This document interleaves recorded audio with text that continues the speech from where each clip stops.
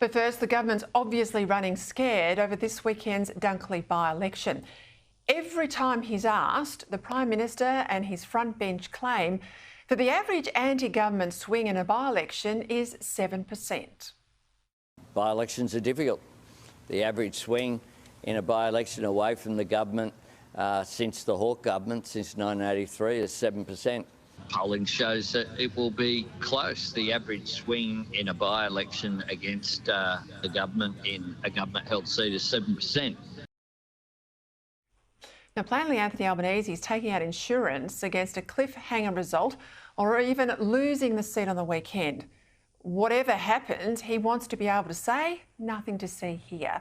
Like the shocking Voice result last year that sits squarely on his shoulders, the strategy around Dunkley reflects his judgment that it was worth torching his trust rating to deliver a $14 a week tax win for battlers.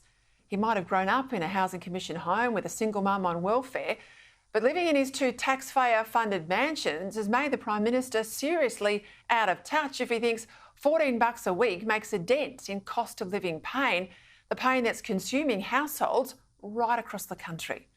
In Parliament again today, we saw the hand-to-hand combat between Labor and the Coalition for ascendancy in framing Saturday's poll. Now, in political language, you call this a battle for the narrative. Come Saturday, what will be regarded as a win in Dunkley and why? And if there's a loss, regardless of whether Labor hold the seat or not, if there's a heavy swing against them, how will they sell that? Now, by all rights, Labor should hold Dunkley. It's a 6% seat. The popular local member, well, she died in office. That makes it a hell of a lot different than when the incumbent retires or resigns in disgrace. At the most recent general election, there was a 3.5% swing to Labor, and that's contributed to the 6.3 current margin. Looking at recent by-elections, last year in Fadden, this is in Queensland, there was a 2.7% swing against the government. But back in Aston, in Victoria, a 6.4% swing to the government. In 2020 in Groom, there was a 3.3% swing against the government. But in Eden Monaro, there was a 0.5% swing to the government. Now, you've got to go back to 2015 to find something to justify the Prime Minister's claim, namely that a 6.5% anti-government swing in Canning is relevant. But of course, that was just days after the sitting Prime Minister, in Tony Abbott, had been rolled. Looking at every by-election since 2009, the anti-government swing has been just 0.7%. So a long way off the Prime Minister's claimed 7%. Indeed, if you exclude the citizenship by-elections, the anti-government swing has been just 1.4%. Now, if you want to be generous and let's exclude the Aston honeymoon by-election result, the anti-government swing is still under 3%. It's just 2.7%. Again, a long way from Albo's 7. So that claim from the PM over and over of a standard 7% swing in by-elections against the government, well, that's rubbish. It's utter fiction. But like so much this bloke does, he thinks if he repeats the line over and over again, he might just get away with it.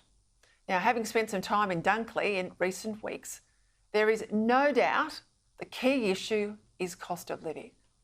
Power bills up roughly 20% on Labor's watch. Dunkley voters are likely to be seething about that other broken promise from Labor. And this is the promise to cut your power bill by $275 per household per year. Then there's the coming price rises that Labor's hiding now until after Saturday, like the big hike in private health insurance. That will hit 46% of Dunkley voters. Now, normally private health insurance rises, well, they're announced in December. Last year, Labor announced the price rises in early February. But this year's rise, experts are tipping it to be around 6%. Well, that's weeks late. It still hasn't even been announced. A delay described by health industry insiders today as weird and as unheard of. Then there's the coming extra subsidy for renewable power, the so-called default market offer that's a guaranteed minimum price for renewable power generators, which is unlikely to stop the rise in power prices, but will be a multi-billion-dollar hit to taxpayers. Well, that too won't be revealed until after Saturday's by-election.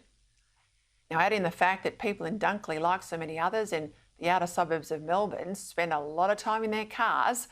We know the cost of fuel is a killer. So too is the fear that the vehicles they want to drive will soon cost upwards of $25,000 more because of new federal Labor emission standards. Now, sure, Dunkley has a well-heeled wedge, but it's a seat with a lot of aspirational households where people work hard in order to get ahead. It's a seat where the community bonds strong. Even though it's part of broader Melbourne, it is a place where trust in people matters. Now, I know he thinks he's got away with breaking his word on these tax cuts, but the PM's issue is less about the tax changes and more about the damage he's done to his leadership. If he can break his word on tax, why would you believe anything he promises again? That's the problem. And right now, as he scrambles on the foreign criminals mess, as he holds back the new health insurance price, the new power price for Victorians, he looks more and more like a man who's got a lot to hide.